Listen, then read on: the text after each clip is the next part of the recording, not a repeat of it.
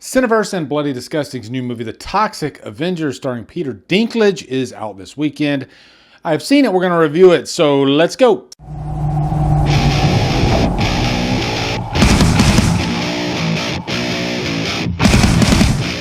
The Toxic Avenger stars Peter Dinklage, Jacob Tremblay, Kevin Bacon, and is directed by Macon Blair. See, when you say self-defense,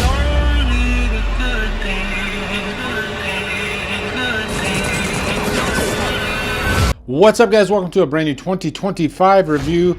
We're going to review The Toxic Avenger. I have never seen the original. This is a Troma property.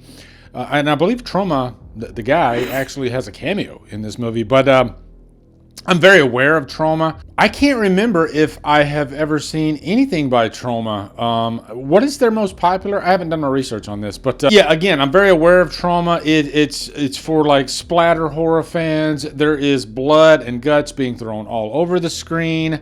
These are B-movie type characters, and this movie, it feels like a studio-driven type Troma movie. And it does have some star power behind it for sure with Peter Dinklage. And even Jacob Tremblay, who was in Room, I thought he looked familiar. This didn't disappoint. I had a blast watching this movie, watching blood flying at the screen, coming at me. Really fun, not to be taken too seriously. This movie has tongue firmly implanted into cheek all the way through. It's very self-aware and knows exactly what it is. So let's dive into this review. Let's give you a quick plot synopsis. Peter Dinklage plays Winston. He was part of this family, him and his wife, and he has a stepchild, Wade, played by Jacob Tremblay. He's come upon some hard times, Winston.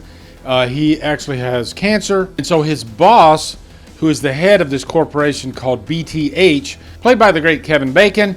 We just saw him in Maxine. He seems to like to play these odd characters, almost caricature-like characters, and he's great in this. But he doesn't give a shit about his lower employees, and there's a moment in the movie where Winston comes to him for help. But eventually, Winston ends up becoming the Toxic Avenger because of a horrific accident that happens.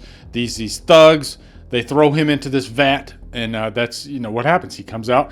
He's even got this like toxic staff, is what I would call it. And to me, this is the point where the movie really starts revving up and getting fun. And thank God this movie has villains that aren't just one-dimensional. There's a lot of fun to be had with them. They feel like almost like graphic novel, comic book type characters coming off the page. And really, this movie is such a breath of fresh air in a convoluted market these days with the same old, same old. We have so many freaking Marvel, DC comic book movies coming out. And on the other side of that, we got some great horror movies coming out. Most of them are very dark and depressing.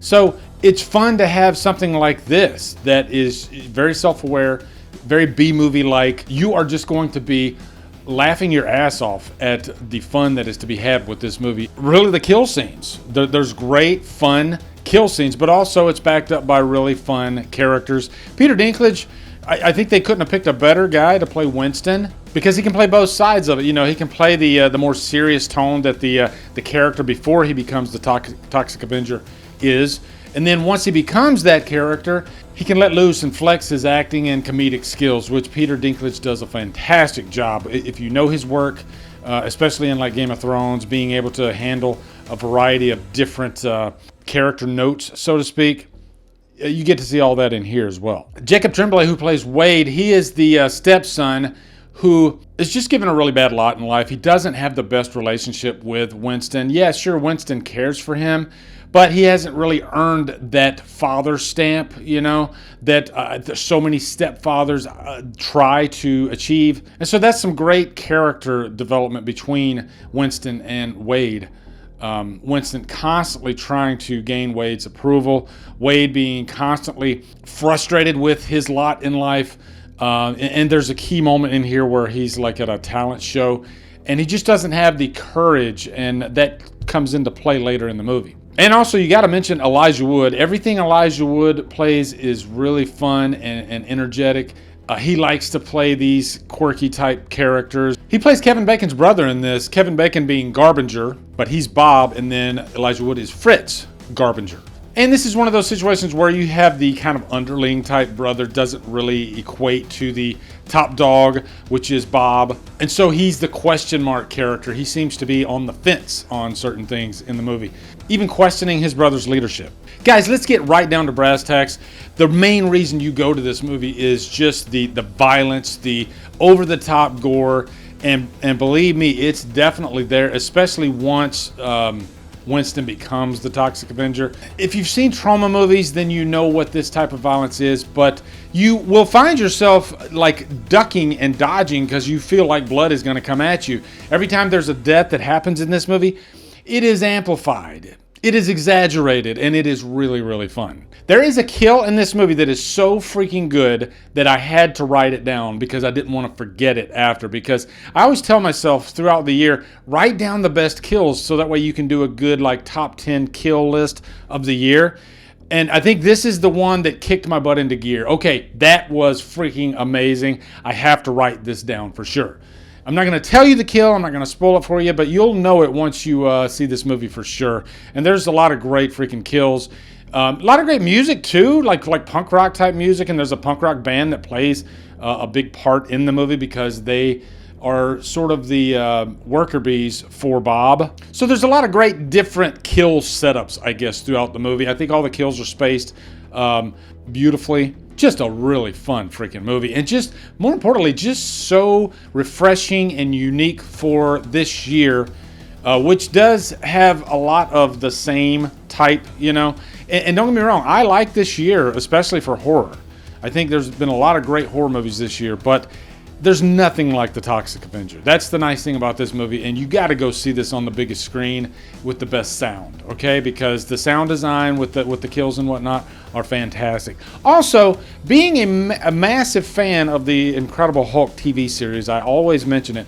There was a moment in this movie that reminded me of Fry's Hulk from the episode The First. I did a review of that episode because it's such a cool episode because you have two Hulks. You have a good Hulk and a bad Hulk. And I'm not saying there's like a good and bad Hulk in this movie, but there's a visual moment in this movie that immediately I was like, oh my God, that looks like Fry's Hulk. I'm not going to tell you which character turns into that, but the kid in me really leaped out because that Hulk scared the living shit out of me when I was a kid growing up. As far as any cons, I would say it drags a little bit up until the good stuff starts happening. But the good stuff does start happening.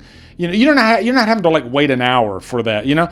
Just, you know, be patient. About 30 minutes in, then it really starts kicking up, okay? Because I think there's an audience that they're not going to really care too much about what's going on with Winston and his son. It's just straight up drama type stuff with some comedy like thrown in there. But overall, I still had a blast with this movie. I definitely won't forget it, and I'm giving it a purchase worthy for sure.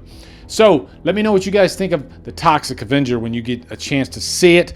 I'm really excited about Cineverse and Bloody Disgusting. I think they're putting out some good things. I think this is shot very well, having that gritty type of look with a lot of depth.